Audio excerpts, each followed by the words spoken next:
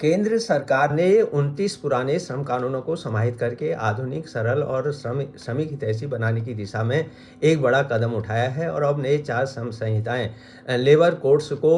21 नवंबर 2025 से लागू कर दिया गया है। ये हैं वेतन संहिता 2019, औद्योगिक संबंध संहिता 2020, सामाजिक सुरक्षा संहिता 2020 और व्यावसायिक सुरक्षा एवं स्वास्थ्य संहिता 2020। चूंकि भारत के कई लेबर कानून आज़ादी से पहले और आज़ादी के बाद के शुरुआती दौर यानी 1930 से 1950 के दशक में बनाए गए थे, उस समय जब इकोनॉमी और काम की दुनिया असल में अलग थी। अब 29 अलग अलग श्रम कानूनों को समाहित करके एक सुसंगत, पारदर्शी और लागू करने में आसान ढांचा 4 लेबर कोड को लागू करने से औपनिवेशिक जमाने के स्ट्रक्चर से आगे बढ़ने और मॉडर्न ग्लोबल ट्रेंड के साथ तालमेल बिठाने की इस लंबे समय से चली आ रही जरूरत को पूरा किया गया है। ये कोड्स मिलकर वर्कर और कंपनियां दोनों को मजबूत बनाते हैं, एक ऐसा वर्क फोर्स बनाते हैं जो सुरक्षित, प्रोडक्टिव और काम की बदलती दुनिया के साथ तालमेल बिठाता है, जिससे एक ज़्यादा मजबूत, कॉम्पिटिटिव और आत्मनिर्भर देश का रास्ता बनने में निश्चित तौर पर सहायता मिलेगी। इससे तकरीबन 47 करोड़ से अधिक अस्थायी श्रमिक सुरक्षा के दायरे में आएंगे और देश के कार्यबल में क्रांतिकारी बदलाव आएगा। सरकार द्वारा किए गए ये सुधार केवल नीतिगत बदलाव नहीं,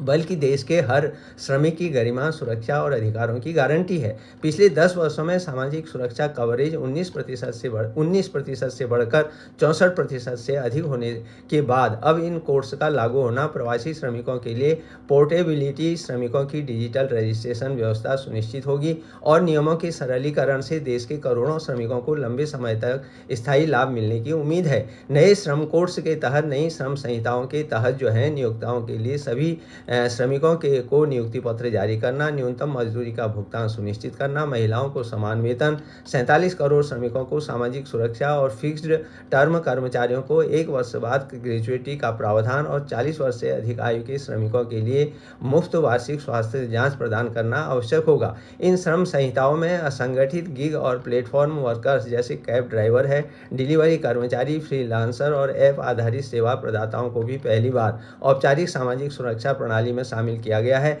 जो भारत के बदलते श्रम बाजार के अनुरूप एक बहुत बड़ा सुधार है। साथ ही खतरनाक उद्योगों में पूर्ण स्वास्थ्य सुरक्षा, ओवरटाइम पर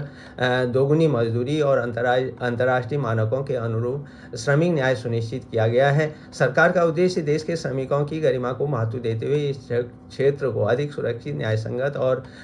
भविष्य उन्मुख बनाना है। निसंदेह इन 7 श्रम संहिताओं से ईज ऑफ डूइंग बिजनेस और ease of living for workers दोनों में संतुलित सुधार संभव होंगे और सच्चे अर्थों में